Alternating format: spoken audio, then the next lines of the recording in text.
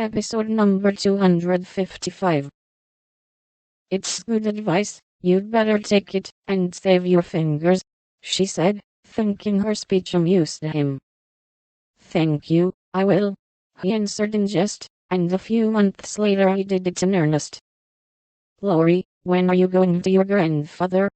She asked presently, as she settled herself on a rustic seat.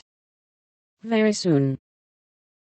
You have said that a dozen times within the last 3 weeks. I dare say, short answers save trouble. He expects you, and you really ought to go. Hospitable creature. I know it. Then why don't you do it? Natural depravity, I suppose. Natural indolence, you mean. It's really dreadful.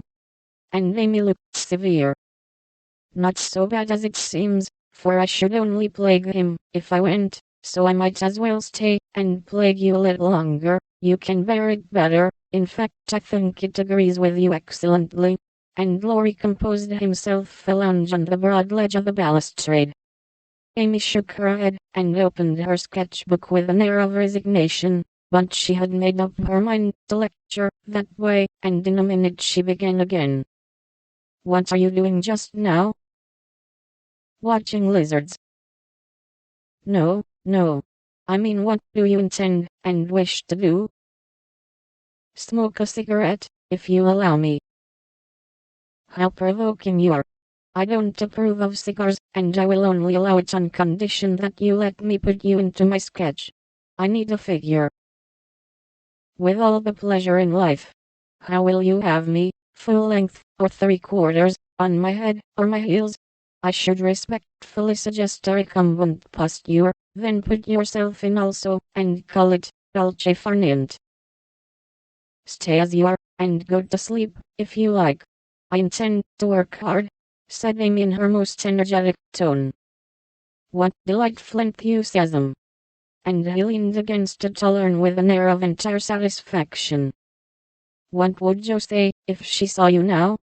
Asked Amy impatiently, hoping to stir him up by the mention of her still more energetic sister's name. As usual, go away, Teddy. I'm busy.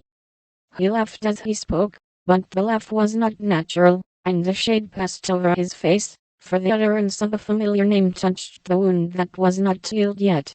Both tone and shadow struck Amy, for she had seen and heard them before, and now she looked up in time to catch a new expression on Laurie's face, a hard bitter look, full of pain, dissatisfaction, and regret. It was gone before she could study it, and the listless expression back again. She watched him for a moment with artistic pleasure, thinking how like an Italian he looked, as he lay basking in the sun with uncovered head, and eyes full of southern dreaminess, for he seemed to have forgotten her, and fallen into a reverie.